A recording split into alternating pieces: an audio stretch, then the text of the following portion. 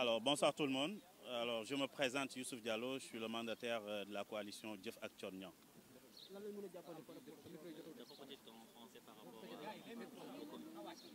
Alors, en français, je vais vous dire qu'on vient d'assister à une forfaiture qui ne dit pas son nom.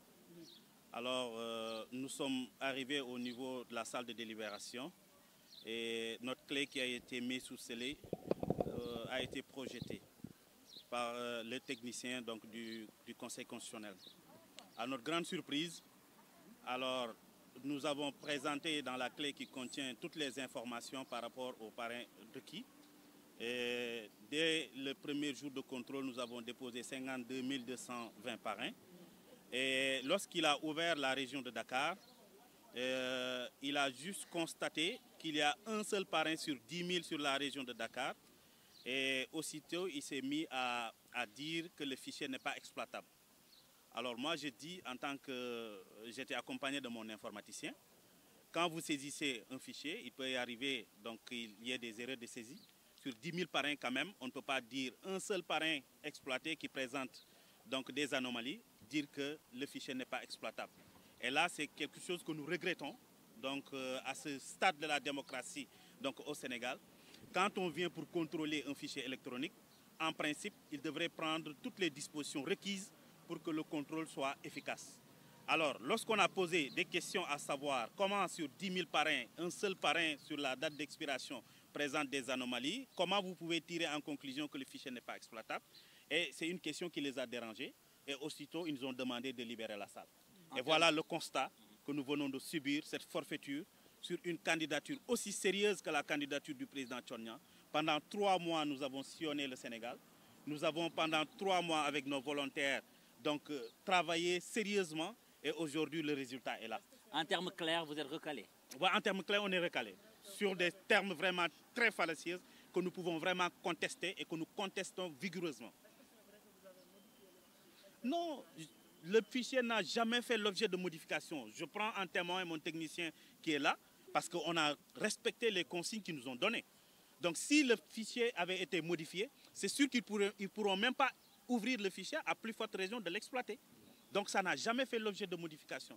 Mais pire encore, comment on peut présenter un fichier avec 14 régions plus la diaspora, vérifier 2 seules régions et après prendre comme conclusion que le fichier n'est pas exploitable? Je pense que c'est vraiment désolant donc, à ce terme. Et je le dis à haute et intelligible voix que ce qui se passe dans ce pays-là, c'est anormal, c'est injuste. On ne peut pas, sur des régions fallacieuses, écarter une candidature aussi sérieuse que la candidature du président Thione. Alors, s'il y a des possibilités de faire recours, effectivement, parce que ce qui nous a même fait mal, c'est qu'on les a demandé le next step. Après ça, qu'est-ce qui va s'en suivre? Jusqu'au moment où je vous parle, nous n'avons pas reçu d'informations relativement sur la conduite à tenir. Nous attendons de voir ce qu'il y a à faire et nous allons utiliser toutes les voies de recours pour qu'au moins que la vérité puisse triompher. D'accord. yaa fi teewal candidat bu Thione lan moo xew?